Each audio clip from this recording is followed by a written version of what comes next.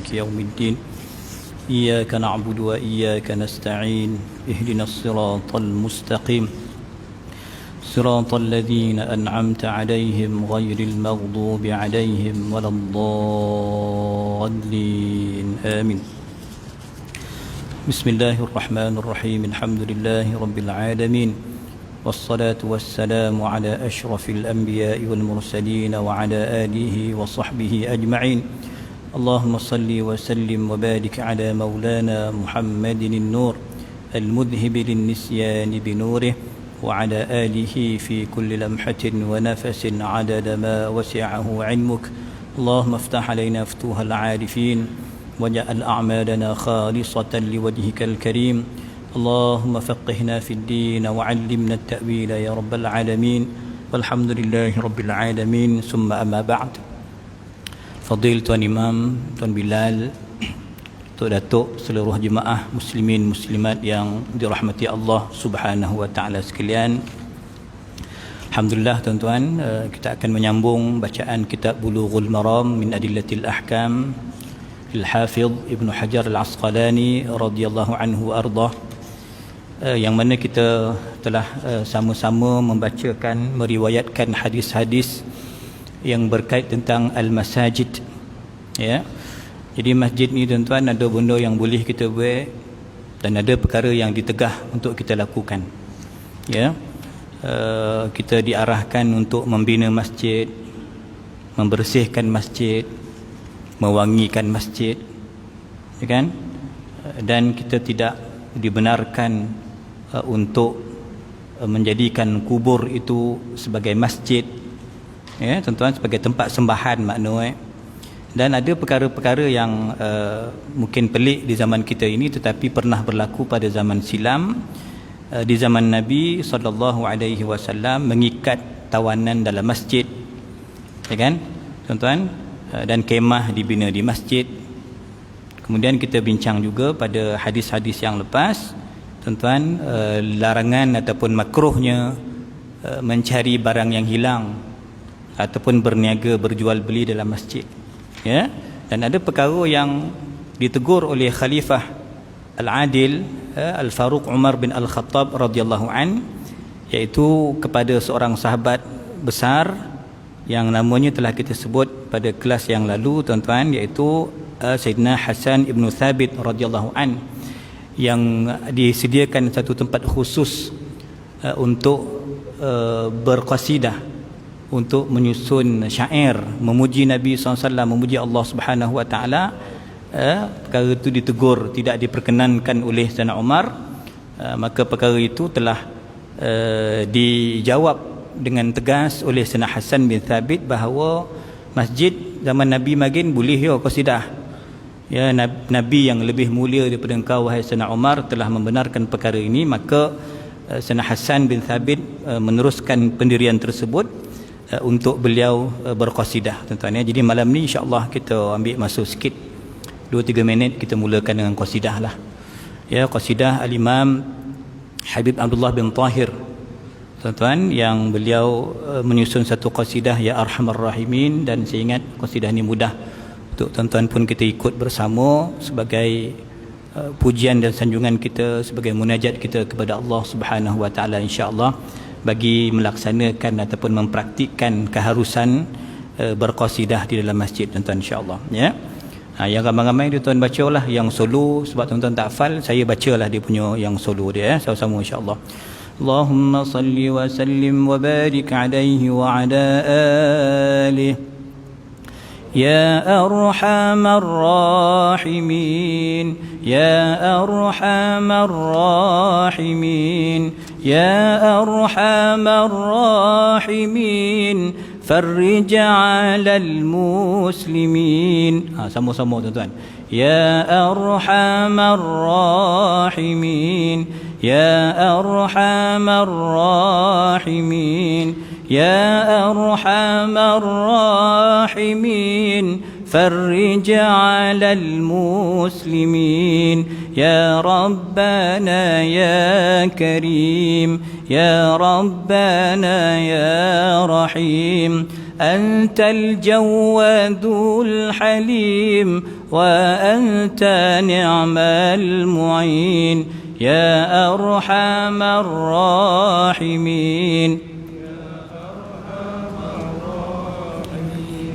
يا أرحم الراحمين فرج على المسلمين وما لنا ربنا سواك يا حسبنا يا ذا العلا والغنى ويا قوي يا متين يا أرحم الراحمين يا أرحم الراحمين يا أرحم الراحمين فرج على المسلمين بجاه طه الرسول جد ربنا بالقبول بجاه طه الرسول جد ربنا بالقبول وهب لنا كل سول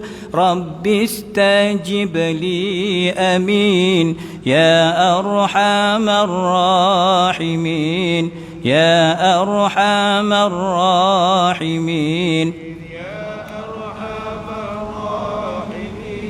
فرج على المسلمين ثم الصلاة والسلام على شفيع الأنام والآل نعم الكرام والصحب والتابعين يا أرحم الراحمين يا أرحم الراحمين يا أرحم الراحمين فرج على المسلمين اللهم صل وسلم وبارك عليه وعلى آله بسم الله الرحمن الرحيم يقول الإمام ابن حجر العسقلاني رحمه الله تعالى ونفعنا به وبعلومه في الدارين آمين.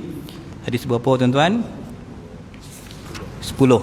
Okey, Taib. Pada minggu lepas hadis yang ke-9 kita riwayatkan riwayat Sayyidah Aisyah radhiyallahu anha yang dibawa oleh Nabi sallallahu alaihi wasallam untuk melihat pertunjukan persembahan. Persembahan apa tuan? Latihan ketenteraan. Podang, main podang itulah. Yang beraksi ketika itu bangsa Habasyah. Kumpulan-kumpulan yang berkulit hitam dan mereka itu melakukan pertunjukan latihan dan latihan itu di mana? Di kawasan masjid. Tuan-tuan, di kawasan masjid. Maka mungkin tak sempat saya bahaskan pada minggu yang lepas bahawa dikata boleh. Islam ini agama yang ada keluasan, ada hanifiyatis samhah, ada keluasan, bukan semata-mata kita nak serius, bukan sepanjang masa kita kena masam muka, bukan setiap waktu kita ni kena berzikir, sepanjang masa kita qasidah, tak. Ada waktu-waktu sedikit ruang diberikan kelapangan kepada kita tuan-tuan untuk melihat permainan, perlawanan. Maka apa yang ditulis dalam syarah ini saya bacakan, apa yang Sayyid Alawi Al-Maliki tuan-tuan dan pasangan beliau, seorang syekh yang mensyarahkan kitab Ibanatul Ahkam di sini, dia khabarkan bahawa harus melihat perlawanan ataupun sukan-sukan, pertunjukan-pertunjukan yang mubah. Itu yang pertama. Yang kedua tuan-tuan, harus, dia kata apa, perempuan melihat perlawanan lelaki. Tak mana tadi dalil dia? Sayyidah Aisyah dibawa oleh Nabi, tapi Nabi tutup, Nabi lindung Sayyidah Aisyah. Untuk beliau, Sayyidah Aisyah radhiyallahu anha melihat geng-geng kumpulan Habasyah ini melakukan, kalau boleh saya terjemahkan jadi pertunjukan, perlawanan pedang. Maka dikatakan kalau perlawanan-perlawanan yang boleh ditengok, maka perempuan juga boleh melihat perlawanan, walaupun yang menyaksikan, yang bermain itu, yang bersukan itu lelaki. Tapi tak masuk renang, tak masuk hogan, The Rock itu tak masuk lah. Itu agak ganas sikit kan tuan-tuan tapi setakat sukan-sukan yang biasa-biasa tu, maka ada keharusan untuk dilihat tuan-tuan. Dan kita melihat bahawa bagaimana Nabi SAW melayan isterinya kan. Dia layan isteri dia, kata tak apalah, tengoklah sukan boleh. Dia layan Sayyidah Aisyah untuk sama-sama melihat pertandingan yang dipertandingkan ataupun latihan tentera yang dilakukan di hadapan masjid ataupun di halaman masjid, tuan-tuan sekalian. Cuma di situlah yang saya kata minggu lepas, bahawa macam mana kita punya masjid ni boleh kalau kita buat latihan silat, confirm lah dalam kawasan masjid kita tak benarkan. Boleh kalau kita buat bekam dalam dewan solat ni, confirm lah tuan-tuan, kita ada ruang lain yang lebih bersesuaian, maka kita tak izinkan lah tuan-tuan. Sehingga saya bacakan tuan-tuan apa yang dibentangkan, apa yang cuba diingatkan oleh Syekh Dr. Tuan-tuan Nuruddin Itir. Dia kata, ya tuan-tuan, memanglah Islam tu agama yang mudah. Ada sukan, ada pertahanan, ada hiburan, tapi jangan jadikan masjid sebagai medan untuk kita berhibur. Jangan jadikan masjid sebagai padang untuk kita bersukan. Ini teguran tuan-tuan sekalian. Sebab apa? Ruang-ruang yang lain banyak, tompek lain banyak lagi. Maka saya kira pandangan ini memang serasi dan sesuai lah tuan-tuan dengan apa yang sedang kita praktikkan di Negeri Sembilan dan di Malaysia ini. Maknanya memang kita tak akan benarkan benda-benda itu berlaku dalam dewan solat, kerana pasti sedikit sebanyak dia mencemarkan tuan-tuan keharmonian, kesucian tuan-tuan masjid daripada dicemarkan dengan perkara-perkara yang tidak sepatutnya. Adapun hadis 9 itu, sila beri perhatian tuan-tuan, maknanya yang diberikan itu khas untuk latihan perang saja. Dia bukan sebarang-barang taekwondo ko apa, gayung ko, tak.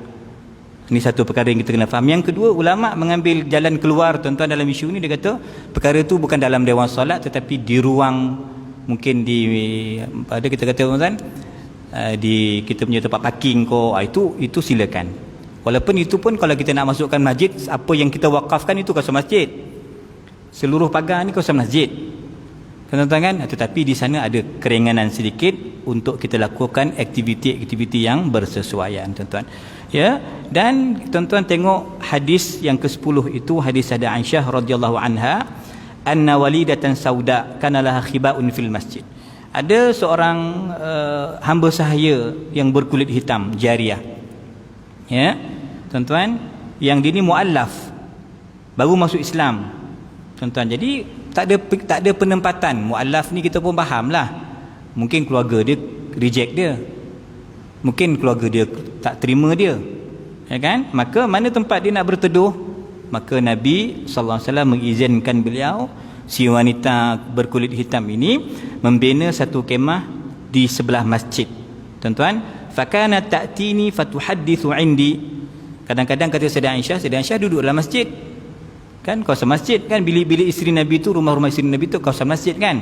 Tuan-tuan, kadang-kadang dapat saya berburak dengan akak ni tadi, muallaf ini tadi, yang membina kemah penempatan sementara, pondok kecil berada di sudut masjid. Tuan-tuan, diterjemahkan ruknil masjid, di sudut masjid. Ini juga dibenarkan. Tapi kita okey, kita steady, kita ada homestay, kita ada quarters. Jadi quarters dan homestay masjid itu telah mengambil peranan sebagai penginapan sementara untuk geng-geng yang berkeperluan, muallaf, asnaf sebagai tuan-tuan, maka kita berikan. Dan kita terlepas pandang sebenarnya antara wakaf yang berkekalan ialah membina rumah untuk Ibnu Sabil. Antara 7 wakaf yang mengalir tuan-tuan, ya, selain daripada mushaf yang diwariskan, masjid yang dibina, air yang dialirkan tuan-tuan, termasuk jugalah baitun libnis sabil, rumah untuk pelayar, untuk orang yang musafir, kita sediakan. Itu termasuk wakaf yang berkekalan jariahnya tuan-tuan. Okey, jadi kesimpulannya apa? Boleh tuan-tuan seseorang itu buat kemah, buat rumah kocik, pondok di sudut masjid dengan keadaan-keadaan, syarat-syarat yang tertentu, dan ikatan syarat yang paling penting ialah tidak mencemarkan masjid tuan-tuan. Ya, baik, kita teruskan hadis yang ke-11. Qala wa an Anas radhiyallahu anhu qala qala Rasulullah sallallahu alaihi wa alihi wasallam al-busaqu al-busaqu fil masjid khati'atun wa kaffaratuha dafnuha. Busaq tu apa? Busaq itu tuan-tuan boleh baca sad, boleh baca zai, boleh baca sin, 3 bacaan. Tuan-tuan apa terjemahan dia? Dia kata ya berludah. Ini kojo lain lah tuan-tuan pastilah mencemarkan masjid, ya kan? Berludah tuan-tuan, al-busaqu dikatakan apa tuan-tuan? Itu merupakan suatu kesalahan, khati'ah, suatu dosa, ya tuan-tuan. Itu satu kesalahan. Busaq itu sebab Allah suruh kita bersihkan masjid. Wa tahhir baitiya lit-taifin, bersihkan rumah aku untuk orang tawaf. Itu kalau masukkan Masjidil Haram, termasuk terpakai juga ayat ini tuan-tuan, untuk semua masjid, semua rumah Allah jangan dikotorkan, dicemarkan. Di sini maksudnya berludah tuan-tuan. Itu satu dosa, satu kesalahan. Apa kafarah dia? Kalau orang tu terlajak, tersasul, terludah tuan-tuan, maka kafarahnya ialah dia kena dafnuha. Dafan ni tuan-tuan antara kewajipan jenazah, antara kewajipan kita yang hidup terhadap si mati tu, umpek kan, kita mandikan dia, kita kafankan dia, kita solatkan dia, kita dafankan dia. Dafan tu maknanya apa? Kebumikan dia. Nabi SAW gunakan bahasa mengkebumikan kahak, mengkebumikan ludah. Maknanya tak boleh, benda ni bukan main. Maksudnya bukan boleh ambil dia dah ludah, contoh selemur apa-apalah yang kotor tuan-tuan, dia tak boleh ambil tisu, dan tutup je lah, tu tak boleh cover. Dan ambil kopiah dan tutup lah, tak dapat dah, tak selesai macam tu. Dia kena dafnuha, kena tanam tuan-tuan ludah tersebut. Nak tanam macam mana ustaz? Ambil lah grill ke apa, gerudi kau ambil hammer pecahkan masjid macam tu kan.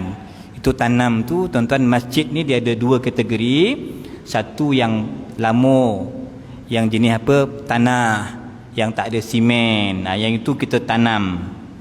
Tapi kerana hari ini semua bersimen tuan-tuan, berlantai, berkapet, maka tak mungkinlah kita tanam. Yang wajib kita lakukan adalah membersihkan, menghilangkan kotoran tersebut, ludah tersebut tuan-tuan. Okey, maka itu dia, ya. Dan ada satu kisah yang disebutkan tentang Sayyidina Abu Ubaidah Al-Jarrah radhiyallahu an. Tuan-tuan dia cerita dia apa tuan-tuan? Dia kata apa? Sayyidina Abu Ubaidah Ibn Jarrah, saya ingat beliau wafat di Al-Aqsa. Kalau saya silap tuan-tuan boleh betulkan. Kalau dia baca Sayyidina Abu Ubaidah tuan-tuan, dia cerita pun tuan, dia kata satu hari dia berludah dalam masjid dan dia terlupa tuan-tuan untuk tanam. Ini sahabat besar ni berlaku pada diri dia sendiri. Balik ke rumah malam tu, dia teringat, tadi dia buat apa ke masjid dia? Apa kojo pula dan ludah ke masjid tadi? Maka dia kembali ke masjid tuan-tuan dengan mengambil satu syu'lah minar, satu api, maksudnya torchlight zaman itulah, ya, bara api ke apa tuan-tuan, untuk kolap kan, mana ada TMB masa tu, mana ada LLN, dibawa tuan-tuan, ya, untuk dia kesan semula mana tempat dan berludah siang tadi. Dia cari tuan-tuan, dah jumpa, maka dia pun berludah pula. Dia pun tanam, dafan, kebumikan ludahnya tersebut, dan dia berkata alhamdulillahillazi lam yuktab alayya khati'atan laila. Alhamdulillah aku sampai menanam dosa aku ni, kalau tidak aku akan kekal berdosa kerana mencemarkan rumah Allah dengan busaq sad ataupun buzaq zai ataupun busaq sin. Tiga-tiga bacaan betul tuan-tuan, ya, iaitu yang membabitkan ludah manusia tuan-tuan. Okey, saya kira jelas. Okey, untuk masjid kita zaman ni tak berbangkit tanam. Yang menjadi kewajipan kita apa? Cuci, bersihkan. Termasuklah kalau bawa anak kencing tu berak tu, janganlah bagi siap buat, mampuilah kawan siap tu. Anak kita berak kita lah tanggung kan. Kadang-kadang dia sukur yo, dah seorang terpijak dah merata-rata dah tu masjid. Benda ni berlaku kan, benda ni berlaku. Sebab tu kita ambil jalan tengah. Kita kalau cerik berit pun tuan-tuan, na'udzubillah min zalik, cerik berit panggil apa dalam bahasa Arab? Ishal. Kalau sembolit namanya imsak. Dua-dua kita tak nak kan, biar elok lah kita punya cherry berry kita, biar elok lah. Jangan imsak, jangan ishal. Kalau ceret-beret pun tuan-tuan gugur Jumaat kita hari tu. Semayang zuhur. Kenapa? Takut berlaku pencemaran. Kita adjust, kita ingat kontut tapi dah basah sependa, na'udzubillah. Kan? Dah. Oh kita senyap ni balik, start kita balik. Dah orang lain pijak, dah berjangkit-jangkit najis tu kan. Ini sebab tuan-tuan kita kata kita ambil jalan tengah lah. Maksud saya jalan tengah tadi ialah kalau isu kanak-kanak, anak-anak yang belum mumayyiz, yang memang dia seorang dia jadi wali, dua orang jadi Atromentaro, dia akan bermain. Kalau pula dia muntah, dia walaupun tak berlaku, bukanlah kerap berlaku kan kes-kes terpencil, tapi kalau berlaku muntah, berlaku terberak dia, terkoncing dia, kita bertanggungjawab. Paling kurang pun tuan-tuan kena jumpalah pengurusan masjid ke, siap ke, bagi tahu tolong saya dah, anak saya dah terberak kat sini. Kita lah yang jangan lepas tangan sebab berdosa. Sebab anak dia tahu apa kan, kita lah yang orang tua lah yang bertanggungjawab. Sebab tu kita ambil kira kalau anak kita dah agak boleh dengar kata, bawa ke masjid. Sekarang ni memang tak ada lah 15 tahun kan. Esok kalau dah buka balik esok, kalau boleh, itulah peranan kita tuan-tuan, supaya masjid kita sentiasa terpelihara bersih, suci, dan memang sebagai medan tempat yang paling selesa untuk kita beribadah. Okey, selesai. Qala hadis yang ke-12. Tuan-tuan, ini lalangan. Ya, hadis wa anhu radhiyallahu an. Tuan-tuan, Sayyidina Anas masih meriwayatkan hadis Sayyidina Anas radhiyallahu an, qala Rasulullah sallallahu alaihi wa alihi wasallam, la taqumus saah, tidak berlaku kiamat. Kenapa kata sa'ah? Kerana benda tu berlaku sedetik, sekelip mata je kiamat tu, sekejap je. Sa'ah. La taqumus sa'ah, antara nama kiamat sa'ah. Tidak berlaku kiamat hatta yatabahan nasu fil masajid, sehinggalah manusia bermegah-megah pada masjid-masjid. Masjid Dan dah renovate, kau bila?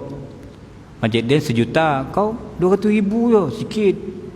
Masjid Dan lampu Uzbekistan, kau Pakistan. Dia banding-bandingkan tuan-tuan. Okey, Masjid Dan bukan dia infak pun, orang lain yang infak. Tapi tuan-tuan, isunya ialah Nabi sallallahu alaihi wasallam, tuan-tuan, Nabi tahu ini min antara mukjizat Nabi sallallahu alaihi wasallam, min a'lam an-nubuwah.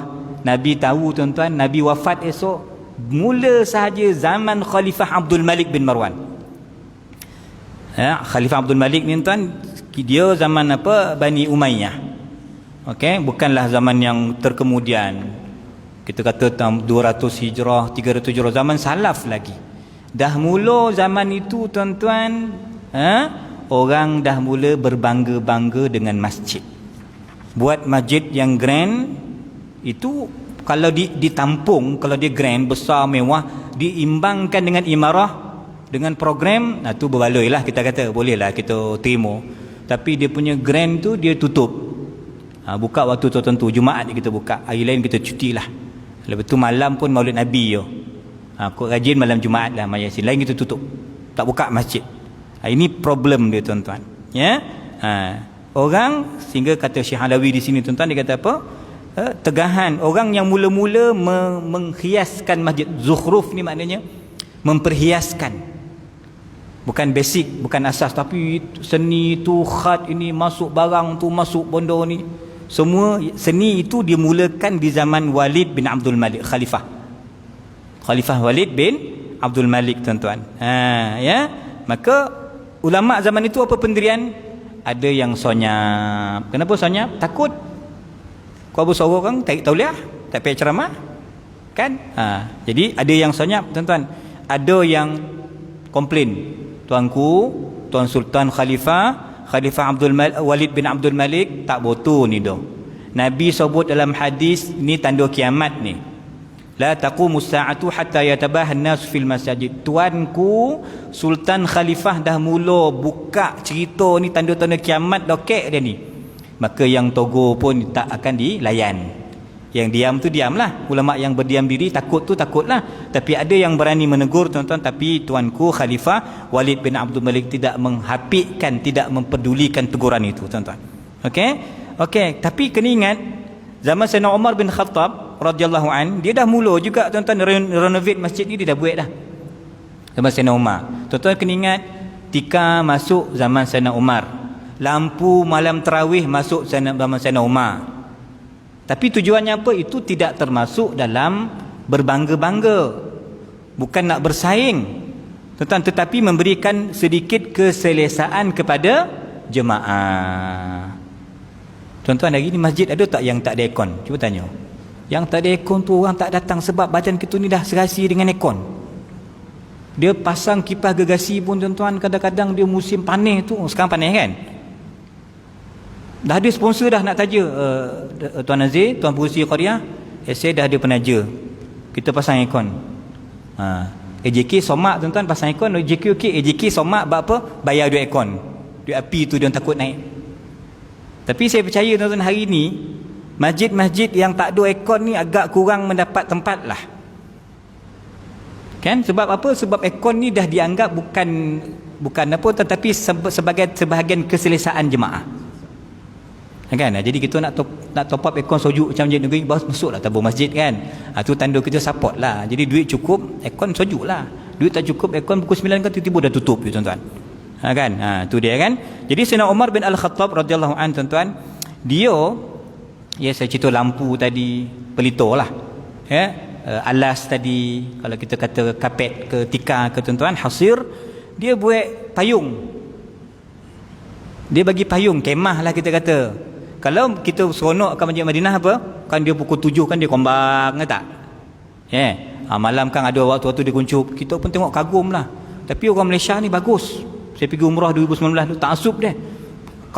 Kombang buka tu pun dia tasbih. Subhanallah, alhamdulillah. Bagus orang Malaysia ni. Iman masa tu tengah meningkat pun lah. Macam duduk sebelah Nabi betul lah. Kan tuan-tuan ya? Jadi maknanya bukan zaman ini yang berlaku kombang kuncupnya payung itu, sebenarnya telah diasaskan di zaman Khalifah Umar bin Al-Khattab radhiyallahu an. Apa tujuan beliau? Saya tak naklah nanti orang panih berpuluh-puluh, biarlah orang selesa sikit. Ini satu langkah yang bijak. Ini bukan zukhruf, bukan perhiasan yang melampau. Ini dibenarkan tuan-tuan sekalian. Okey, taib. Sehinggalah tuan-tuan, kalau kita tengok, ya, ada hadis yang berikut itu menyokong, ya tuan-tuan, hadis Sayyidina Abdullah bin Abbas radhiyallahu anhuma, qala Rasulullah sallallahu alaihi wa alihi wasallam, ma umirtu bitasyyidil masajid. Aku tidak disuruh, aku tidak diarahkan untuk meninggikan bangunan masjid satu. Tapi kalau memang tingkat 13, tingkat 13 lah. Ikutlah tuan-tuan, kita kat sini memang tapak masjid kita khusus, alhamdulillah. Tapi kena ingat, kalau negara-negara Eropah, negara-negara kafir kan, kalau itulah tingkat yang ada kat dia, dia kena pakai yang itulah. Itu bukan tegahan, itu bukan larangan, tapi maknanya membuat, kalau kita pergi mana tuan-tuan, dekat Indonesia, tempat shopping kita kat Jakarta apa tempat tu? Abang singgah lah. Tak pernah pergi Haji, kena pergi lepas apa kat, apa nama Haji Sid? Tanah Abang. Tanah Abang tu tuan-tuan, masjid dia kat atas. Dia berapa tingkat 15 tu lah. Salah satu yang tu ditentukan untuk masjid dia. Itu tak ada tegahan lah, sebab dia memang asalnya shopping center. Faham? Cuma satu tingkat tu diwakafkan jadi masjid untuk orang shopping tu, peniaga tu nak solat Jumaat, Zuhur, jemaah dan sebagainya kan tuan-tuan. Itu tak, bukan larangan itu. Di Mesir tuan-tuan, Mesir, setiap satu imarah, satu bangunan flat itu tuan-tuan ada masjid. Tapi biasanya dia akan pilih tingkat paling bawah. Macam KL kot, Keramat ke Kampung Baru ke, yang kawasan-kawasan orang Melayu ni kan, Islam ni, dia adalah satu kawasan dijadikan bawah tu sebagai musalla dia. Okey tuan-tuan, itu tak ada masalah. Tapi yang menjadi masalah, buat masjid godang-godang, besar-besar, tinggi-tinggi, tapi kosong daripada pengisian, kosong daripada solat jemaah. Kan? Semalam saya cerita di Rasah Kemayan. Ni saya dalam tim masjid negara. Buka wilayah, buka cepat dah boleh berjemaah. Yang datang pun tak ada lah, 5% je. 5% je daripada jemaah yang sepatutnya datang hadir berjemaah. Tuan-tuan kan? Jadi maknanya tak tahulah apa masalahnya. Ya? Masjid besar-besar, cantik-cantik, tapi orang gagal untuk mengambil peluang untuk mengisi, untuk hadir berjemaah mengimarahkan masjid tersebut. Maka Nabi kata apa? Masjid tak dibuat tinggi-tinggi, tak dihias-hiaskan dengan kapur putih. Apa maksud kapur putih di sini tuan-tuan? Ada riwayat kata kapur putih, tapi ada yang mensyarahkan maksud di sini ialah tidak dihiaskan dengan omeh dan perak. Kan pembaziran. Tapi kita Malaysia saya ingat tak adalah. Kita pergi di Arab, tuan-tuan, dia punya kayu gilo tu, terlampau kayu tu tuan-tuan, kadang-kadang ialah susah kita nak kata apa tuan-tuan. Sebab dalam hadis Nabi kata apa, antara perangai Yahudi Nasrani ni, dia suka berbangga-bangga, ahli kitab ni dia suka berbangga-bangga tuan-tuan, membina tempat rumah ibadah mereka dengan benda yang perhiasan yang lebih. Kita orang Islam ditegah untuk mengikut style biara, style gereja. Tak boleh ikut style orang. Dia nak seni, nak ukir macam tu, dia punya pasal lah. Kita ukiran yang sederhana, yang tak mengganggu kita, yang selesa dah. Finishing yang berjuta-juta, berbilion-bilion tu sepatutnya tak kita fikirkan. Lebih-lebih lagi kalau membabitkan wang zakat dan wakaf. Kalau wakaf, kalau zakat confirm haram. Sebab ramai lagi orang miskin, ramai lagi asnaf yang memerlukan bantuan-bantuan yang sepatutnya kita salurkan kepada mereka tuan-tuan. Maka sebab itulah tuan-tuan, kalau dalam syarah ni disebut isu kapur apa tadi? Kapur putih. Tuan-tuan kapur putih ni nanti akan jadi macam la tuzakhrifunnaha kama zakhrafatil yahud wan nasara. Orang Islam nanti Nabi dah sebut, memang berlakulah. Berlaku bukan zaman kita, zaman tadi Walid bin Abdul Malik dah buat dah dulu, dia dah rasmi dulu dah. Akan berlaku nanti orang Islam menghiaskan masjid mereka seperti mana Yahudi dan Nasrani menghiaskan rumah ibadah mereka. Tuan-tuan diukir dengan apa tadi? Emas dan perak. Maka tuan-tuan, masjid tidak begitu tuan-tuan, tetapi ini satu pandangan Imam Abu Hanifah, saya nakalkan di sini. Kata Imam Abu Hanifah radhiyallahu an, boleh hias masjid, tetapi dengan syarat jangan kau kelepet duit Baitul Mal. Duit kau sendiri, pokok dek kau lah. Memang duit saya ada bank sendiri 120 juta, pokok dek kau. Ini ikut mazhab Imam Abu Hanifah. Kenapa Tan Sri beria sangat nak finishing ambil Uzbekistan, tan semua ni? Sebab dia kata ala sabilit ta'zim. Saya nak masjid saya ni nampak lebih mulia, dihormati, orang sayang berbanding shopping kompleks, berbanding stadium, berbanding bangunan lain. Saya nak masjid ni lebih, tu boleh ikut pandangan Imam Abu Hanifah rahimahullahu ta'ala. Okey tuan-tuan, Tan Sri pakai pandangan ni ya. Tapi sebab apa tadi? Syarat kau jangan kelepek duit, pergi minta Baitul Mal ke, tu tak payah dah. Tuan-tuan, tu tak boleh. Tetapi jumhur mengatakan bahawa tuan-tuan, tegahan itu terpakai tuan-tuan sekalian supaya apa? Masjid yang terlampau cantik ni, terlampau indah ni tuan, dia juga akan mengganggu daripada khusyuk. Khusyuk itulah roh bagi amalan kita. Kata tuan-tuan kan, lebih-lebih lagi tadi, menghias masjid dengan cara yang melampau-lampau ini bukan tradisi kita, bukan sunnah Islam, bukan sunnah Nabi, tapi ini perangai orang Yahudi dan Nasrani. Maka Al-Habib tuan-tuan dalam kitab Ibanah ni dia siap berdoa. Tengok hari ni dia kata apa? Saya baca tuan-tuan, orang berlumba-lumba ni membenarkan hadis Nabi ni, berlumba-lumba nak hias. Lepas tu tinggal dia perangai macam tu juga, macam kita buka mat tahfiz lah, semua nak buka mat esei pun nak buka, ni nak buka, ustaz pun berlumba nak buka, semua kutip derma. Tu tinggal budak-budak kan, semua nak buat surau, kolek derma, semua nak kolek. Lepas tu tinggal, ini masalah yang tinggal tu kita tak nak. Okey, nak buat berlumba-lumba, semangat berlumba-lumba tu baik, tapi kau buat pastikan kau imarahkan. Kau dah siap, kau jangan tinggal benda tu. Ini tuan-tuan Maka kata Syekh tuan-tuan Alawi Al-Maliki, dia kata tuan-tuan, dia kata apa?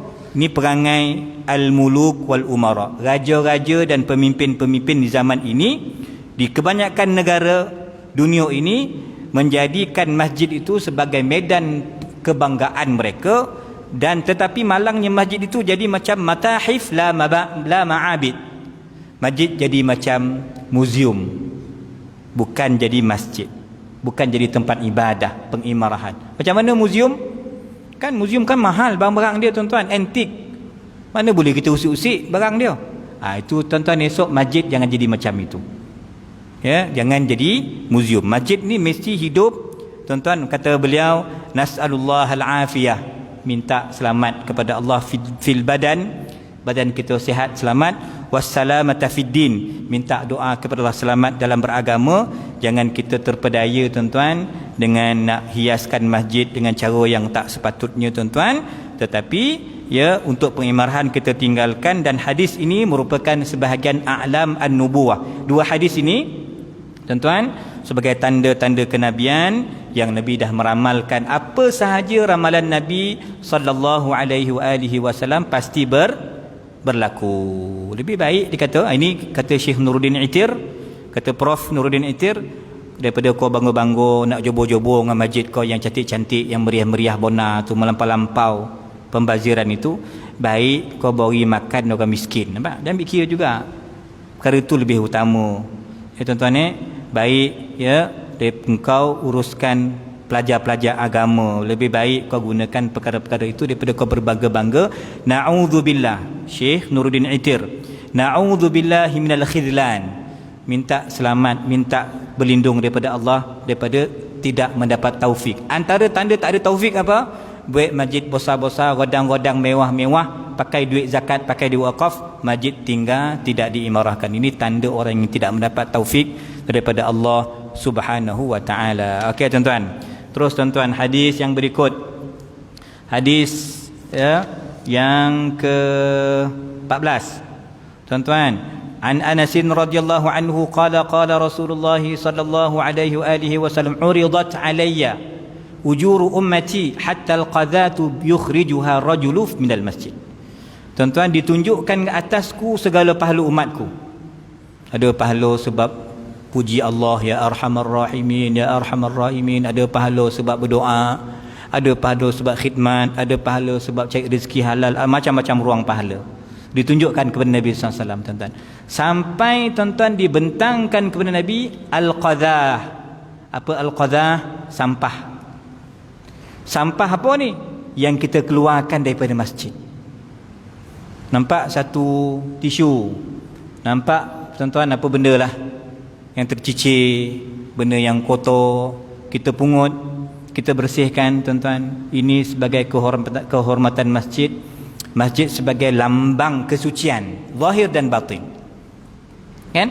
Masjid kita bersih, alhamdulillah tuan-tuan, bersih. Jadi antara yang bersihkan masjid ni tuan-tuan, kalau ada tim pembersih, ada pula tim yang mengotorkan, domam juga, ponek je kan. Tapi yang ada tim yang bersihkan dan kita tak mengotorkan, jadi cantiklah, tak adalah masalah kan tuan-tuan. Benda al-qadhah, ya, benda kecil tu tuan-tuan, jangan kita pandang kecil. Sebab tu Islam tuan-tuan, dia kata apa? Nabi kata SAW, la tahqiranna minal ma'rufi syai'a walau an talqa akhaka biwajhin talq. Jangan kau remehkan benda-benda yang baik ni. Kau kata remeh benda tu, tapi yang remeh, kau cakap remeh, itu yang bawa kau ke syurga esok. Saya tak main dah setakat sampah satu ni, apa barang. Saya tahajud 20 rakaat. Saya tak main infak RM5 ni dah. Saya tuan jihad Al-Aqsa, sembang kencang, kan tuan-tuan kan. Kalau benda kecil kita tak boleh buat, maknanya benda besar pun kita tak boleh buat. Jangan perlekehkan tuan-tuan benda-benda kecil ni. Apa Nabi kata apa? Senyum, walau antalqa akhaka biwajhin talq. Kita nampak senyum tu macam tak ada apa-apa. Senyum tu pahala, bagi salam tu pahala, semua tuan-tuan kutip sampah ni pahala. Apatah lagi yang memang gotong royong yang bersih kan. Ini masya-Allah tabarakallah tuan-tuan, semuanya merupakan tuntutan. Talwis, mencemarkan masjid, tadi saya dah bagi contoh dah tadi tuan. Berak air kontut lah. Berak air kencing yang muntah tadi tuan-tuan. Kalau kita khusus haji, kalau muslimat, kalau dibengang dengan berceramah tajuk badam, susah nak faham. Kesudah dia punya jarum tudung tu semua dicucuk-cucuk ke kapet. Time siap vacuum tuan-tuan, semua jarum masuk dalam dia punya Jadi siap komplain lah, apa ni ustaz, kursus haji ustaz ni semua jarum semua, memanglah dia tak faham lah tu, saya ceramah tentang dam, tentang apa, dia dah boring, nak hilang ngantuk pun, nak cucuk mata orang kok butuh pula, dia cucuk kapet tinggal. Ini semua tuan-tuan mencemarkan masjid, menyusahkan pihak pengurusan masjid. Kan tuan-tuan kan? Maka sebab itulah ya kita kata tadi cantik tuan-tuan, sempurnanya agama kita tuan-tuan. Okey, kita menjadi pembantu, kita memudahkan urusan masjid, kita bersihkan masjid tuan-tuan. Nampak sampah tak payah tunggu siap, tak payah tunggu JK, kitalah bismillah, kitalah kutip, itulah saham kita. Yang saya katakan tadi, mungkin yang itu yang memberatkan sedikit amal kita yang soleh berbandingkan maksiat dan dengan dosa kita. Dosa maksiat kita tak tahu ni, banyak ni. Kita confident yang ba'diyah maghrib kita terima, kita confident yang zakat kita terima, tapi wallahu alam bisawab, yang mana Allah terima kita tak tahu. Mungkin yang kocik-kocik ini yang kita pandang remeh itu, yang itu Allah pakai. Itu yang itu pula ikhlas kita, yang itu Allah terima tuan-tuan. Tuan-tuan jadi nak terima tak terima tak sompek lah. Ya, hadis yang akhir nanti, hadis 15 tentang tahiyatul masjid, insya-Allah kita sambung bulan depan tuan-tuan ya. Insya-Allah. Terima kasih tuan-tuan, kita jumpa bulan depan dan sambung tajuk baru yang lebih penting lagi, bab sifatis salah. Wallahu a'lam bissawab. Qulu qawli hadza wa astaghfirullahal azim li wa lakum. Wassalamu alaikum warahmatullahi wabarakatuh.